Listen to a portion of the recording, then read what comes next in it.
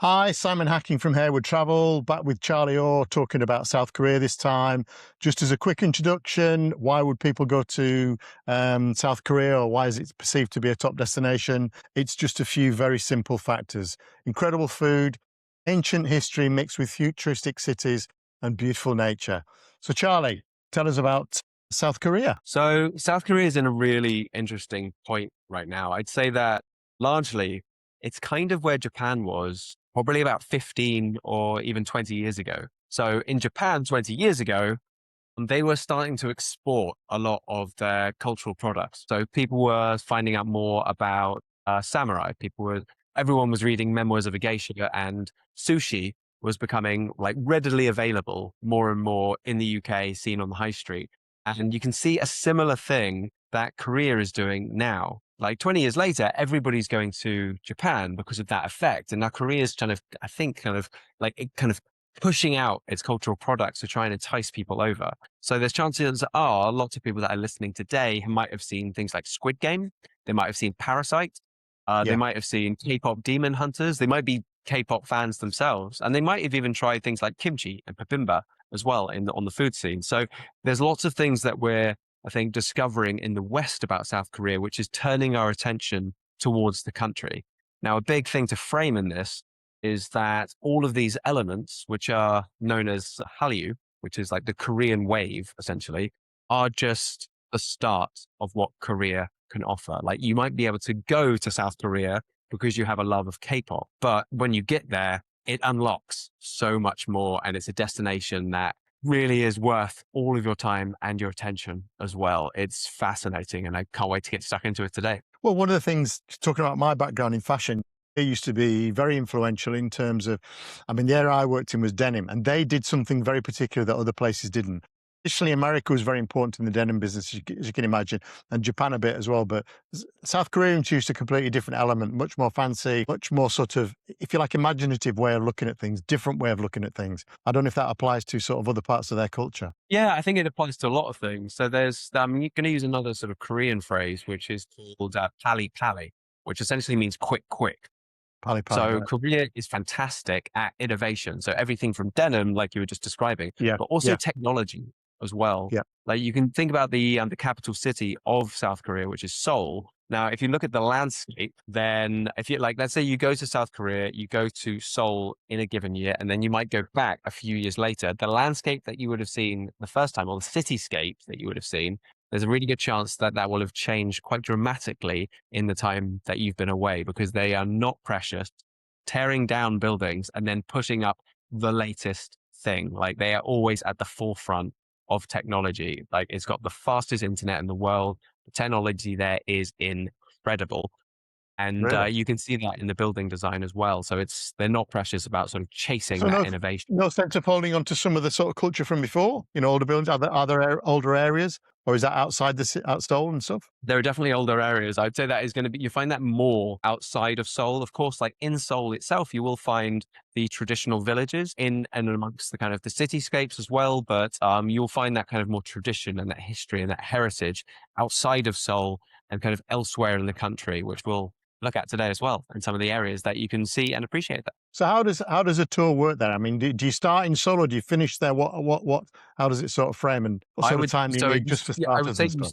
I'd say you start and finish there. Now, I'm going to frame this a little bit in kind of opposed to Japan, but if we think about Japan, you can't really do all of the country in one sitting. Like you Yeah. can't do Hokkaido, Honshu, and Kyushu in like a 2 week window. It's just the landscape just doesn't kind of cover it. However, with South Korea, you absolutely can. You can do a bit of a round trip of the country. It's Okay. kind of much smaller. Yeah. Honestly, it's kind of shaped like like almost like a circle. So you can do a kind of circular route across the country. So you would start and finish in Seoul, but you can sort of make sure that you're ticking places off along the way, just so you've got that variety and you're seeing everything that it can really sort of have to offer. And is that? Do you want to talk about the places you would go, or how would you say it? Is it?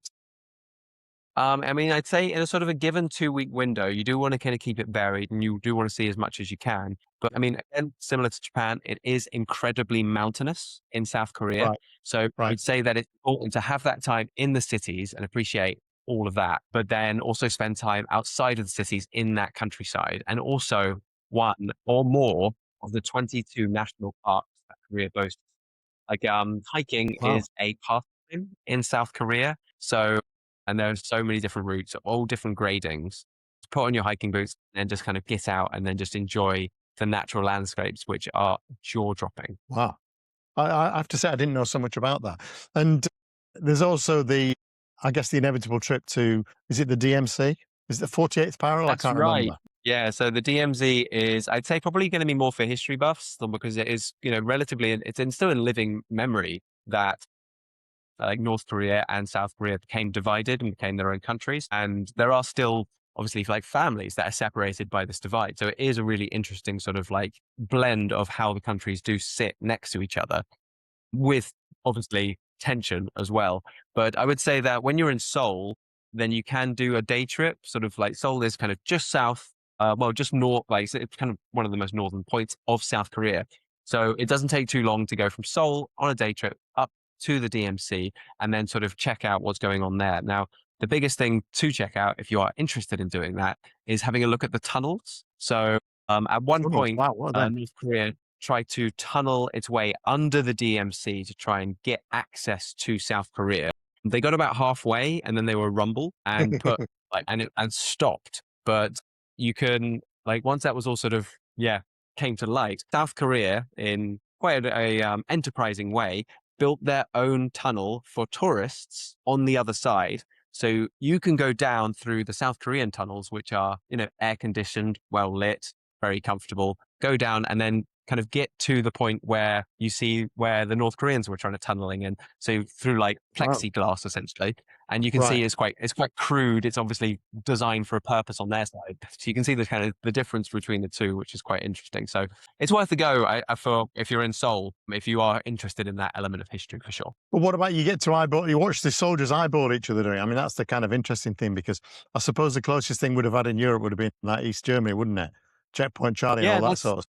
I'm not sure there's another place in the world quite like it, is there? no, I think that's sort of the Berlin Wall. I think is a really good example of that, and just in terms of like, especially like historically about why that divide was happening as well. So there's not really anywhere else in the world that you can kind of see that sort of clear divide between the two. So absolutely worth checking out if you are curious about that side of history. And if you're in Seoul, I mean, I guess, like we said, the food's very good. Doesn't sound like there's many historical sites to see there. But what about the sort of the more interesting parts of culture? How do you get into K-pop?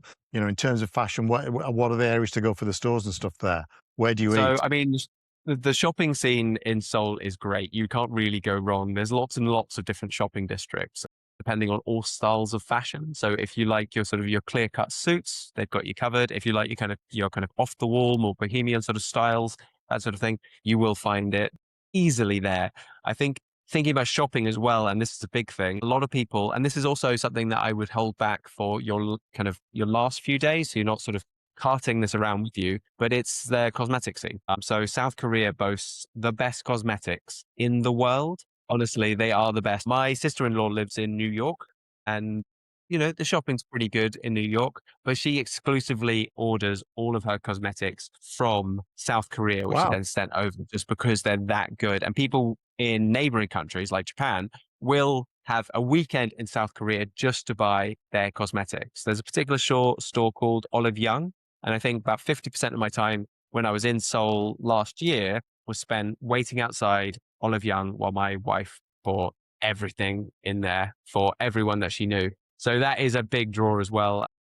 Also, the barbecue scene in Seoul. Actually, the barbecue scene in South Korea is great everywhere, but I had one of the best experiences of barbecue in my life on a barbecue tour Yeah. in Seoul, where we, so they have a sort of more of a communal style of eating Yeah. in like Yeah. family style of eating in South Korea. So it's very boisterous and very noisy and energetic and sort of loud and fun in these kind of barbecue areas. But you essentially sit in front of a large grill, and then they sort of give you a variety of different meats, which you then sort of cook yourself. However, there is an element of customer service here, and it might seem rude for the uninitiated, but if you're cooking the meat yourself and you're doing it badly in a barbecue place, then the waiter, if they notice, will take over because they want you to have the best experience possible. So they'll be like, you're doing a great job, but can I just help you out a little bit?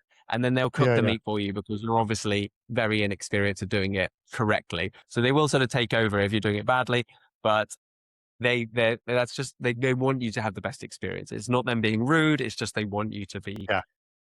So satisfied. barbecue would be would be the obviously the really good food. Then, like in Japan, you got different types of food there. Do you have the same thing in Korea or not? Yeah, absolutely. I mean, there's all sorts of different sorts of like kind of noodly dishes. There's also kind of brothy kind of dishes as well, similar to ramen. There's actually a lot of similarities in terms of like the food scene in both Japan and South Korea, but obviously they take their own spin on it. The big thing that you'll notice is that in South Korea they're not afraid of spices, whereas in Japan I'd say they're less inclined. More bland, isn't it? You will find kind of much more flavors like in profiles and things like that. They will sort of kick you with that in South Korea. So you'll find all sorts of delicacies worth your time in South Korea. But I'd say for me, the standout when I was there was the barbecue. And I've tried Texas barbecue. I've even tried Australian barbecue, and South Korea rocketed to the top. I have to say one of It's my really good. favorites was a Manchurian barbecue, but they went out of business not that long after I went there, so I'm guessing not many other people liked it. That was a place in Ealing, which is, of course, not what we're talking about today. In terms of Seoul, then, what would you spend there? 3 days, something like that, Yeah, or a I'd say bit more? 3 days is really good. If you're looking at sort of like a 2 week window overall in South Korea, then 3 nights, I'd say is a really strong time. So you could have maybe like a first day, either having a private guide or maybe even doing a food tour as well, which I'd highly recommend doing barbecue, like street food tour. Amazing. And then maybe having a second day to do some like kind of light exploring of the parks, maybe go to a Hanok village, like a traditional village inside the city, do some shopping and kind of get a bit of lay of the land as well. Also, you have the flexibility to do like a day trip to the DMC if you have like 3 nights there. So there's loads of options for doing that. And are there particular things in the countryside you should see, or is there quite a classic itinerary that people would follow? You said that you can do most of it in 2 weeks. I guess when you fly that far, 2 weeks is probably about the right sort of time you want to do, isn't it? A week's too short, 10 I would say a days. week would be too short. Yeah, I think having, unless you're sort of pairing it with Japan, because you can do Japan and South Korea really easily together. They're only about an hour away. So I would say, yeah, doing 2 weeks at a minimum would be really good. And sort of if you're starting in Seoul and you're sort of doing a bit of a loop, then the next destination that I'd highly recommend is Gangneung, which is on the eastern coast. So you're sort of like escaping the city using a bullet train. So if I say bullet train, a lot of people think Japan, but actually they have the KTX in South Korea, which is phenomenal. So you can get into South Korea, like into outside of Seoul, into Gyeongju really quickly and simply. And then you're sort of like into the countryside. And actually, Gangneung is on the coast. So you do get some amazing beachscapes along there. Like it's like lined with like pine trees as well. And you can do like a bit of a stopover maybe in a national park on your way over. But Gangneung's also really famous for its art scene. So they do have like the art museum, ARTE museum, which Yeah, is shares some similarities, I'd say, with Borderless. If people have heard of that, sort of like a light exhibit, and of course the coffee scene there is fantastic. So you will have your fill of coffee in Gagnon on top of in spending the what sense? time. What's In, it like? What's the style of coffee like? 'Cause I know you've got Vietnamese coffee, which is very particular. You have a coffee culture in Japan now. What's the coffee culture about? Is it the traditional, latte, cappuccino thing, but just done in a very particular way? Or Kind of, yeah. I'd say it's the different flavors that you can get there that are really, really great. So, I mean, you can get all sorts of kind of like, yeah, different kind of blends and different types and like different yeah. brewing techniques. But it was the flavors that really sort of struck it for me. Hazelnut coffee was something that I'd never had before, but wow, I was having about 4 or 5 of them a day when I was in Korea. Very good. So in terms of the way you do Korea, would you do like individually guided, or would you suggest group? I mean, you can do things well enough in a group, or what would you suggest? So there's a bit of a mix, really. So I would say if you're quite comfortable traveling around by yourself and you like that kind of self-guided kind of adventure, essentially, and you like to like sort of tailor make your own trip, then absolutely we can do that. But we do have there's some amazing small group tours available in South Korea, and that Okay. really sort of like Yeah. highlights the kind of the things that you absolutely need to see. And I think with Korea, because it's a relatively up and coming destination on people's radars, then in order to kind of get the most from it, a small group tour is a really, really strong way to go because they will just make sure you're maximizing every single second and they will bring that to life for you. So, like, if you like K pop, for example, they'll take you to like a K-pop dance class in Seoul. If you love food, they'll take you to the best barbecue places. Like they will sort of really bring it to life and showcase it in a strong way. So it depends really what you're after. It depends on what you're after. It depends on what sort of style of travel you like, but there's no real wrong answers here. But either way, you're going to have a fantastic time. But my preference personally would be a small group tour, like having someone doing that guided adventure Yeah. with me is the Yeah. best way to kind of really bring it to life. But Okay. thinking about sort of bringing it to life as well, I mean, the kind of the route that I'm sort of like talking about at the moment is probably going to be best with a self-guided adventure, but we do have like similar small group tours that can really sort of like shine a light on this kind of routing. But like having 3 nights in Seoul, maybe like 2 nights in Gyeongju, the place by the coast, but then sort of maybe sort of working your way south to see Gyeongju, essentially, which I say is an absolute must for people's stays. Gyeongju, I'd say probably with Gyeongju, again, probably about maybe like 3 nights or so. This is going to be their more traditional stay. So with Right. Seoul, that's going to be where you see like the futuristic side of everything that Korea has to offer. But Yep. Yep. Gyeongju is often referred to as the museum without walls. And that's simply just because of the huge amounts of like shrines and tombs and temples that are all sort of laid out for you to kind of freely explore in the open air. Interestingly, they do say that if you take a spade and dig anywhere in Gyeongju, you will uncover something of historical importance. This is incredibly illegal. So please don't do that. But just know that as you're walking around, that is kind of beneath your feet. And that's because, I mean, Gyeongju itself was the capital of the Silla Kingdom for about 1,000 Okay. years. So it does have this real Okay. historical importance to the area. Thanks for suggesting something quite illegal there, Charlie. I'm sure not many people are going to run with that. So I think it's good to offer a full spectrum of possibilities, isn't it? In terms of timing, because I remember my daughter went there and the weather was really tough. What's the best times of year to go? Again, probably like similar to Japan, really, because they do share the same season. So kind of if you're looking at like spring and autumn are amazing times of year to go. And they actually do beat Japan in these regards because it's much quieter there. So South Korea boasts, I'd say, cherry blossoms that are on par with Japan. I mean, if I say cherry Really? blossoms, people think it's bad, Yeah, but yeah, South Korea has yeah. incredible cherry blossoms, but no crowds. So that is a really great time of year to travel, sort of end of March, early April. Yep. And then, of course, the autumn months as well. So we're looking at sort of more towards the end of October through November is a stunning time. The weather's really cool. It's crisp. I'd say the summer months, it is going to get very hot and humid. So like if you don't deal with humidity very well, probably best to avoid those months a little bit. But you will get quieter kind of groups around that time. And then the winter as well is much So when you quieter too. talk about the summer being hot and humid, I presume you mean like England? I mean, England now, yeah, Yeah. not regularly.